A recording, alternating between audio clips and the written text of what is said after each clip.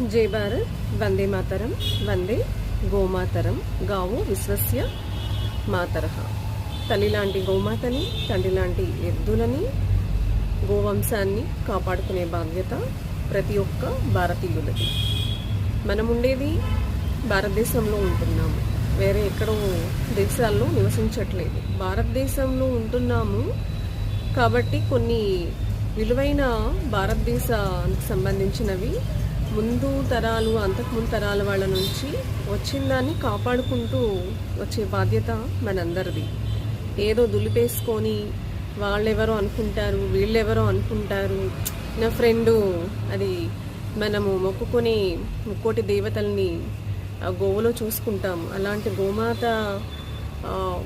ఇక్కడ నరికేసి రక్తం కారుతూ విలవిల్లాడుతుంటే వీడికి వాడి ఫ్రెండ్ అని చెప్పేసి చూస్తూ ఊరుకోలేం కదా.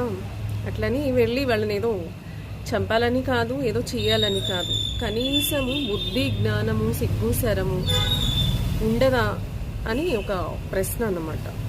అంటే భారతదేశంలో ఉంటూ భారతీయులందరూ ఎక్కువ majority of the people Hindus. అంటే ఇక్కడ నేను హిందూస్ అని కాదు, సంథింగ్ ఇదని కాదండి, చెప్పేది ఏంటంటే ఇక్కడ హిందువులు, ముస్లిమ్స్, క్రిస్టియన్స్ అనేది పక్కకు పెడితే, క్యాస్ట్, కమ్యూనిటీ, రీజన్ ఏదైనా సరే పక్కకు పెట్టి ఒక హ్యుమానిటీతో బేసిక్గా మనుషులం. ఎలాంటి దేవుడు మనకి, అది ఏ దేవుడైనా సరే, శ్రీకృష్ణుడైనా, జీసస్ క్రైస్ట్ అయినా, యెహోవా అయినా, అల్లా అయినా, ఎవరైనా బేసిక్గా అందరికీ హ్యూమన్ స్ట్రక్చర్ ఎలా ఉంటుంది, అందరిలో ప్రవహించేది రక్తమే, మనలో ఉండే చర్మము, మాంసము అంతా ముస్లిమ్స్ అయినా, క్రిస్టియన్స్ అయినా, హిందూస్కైనా అందరికి ఒకలానే ఉంటుంది బాడీ స్ట్రక్చర్.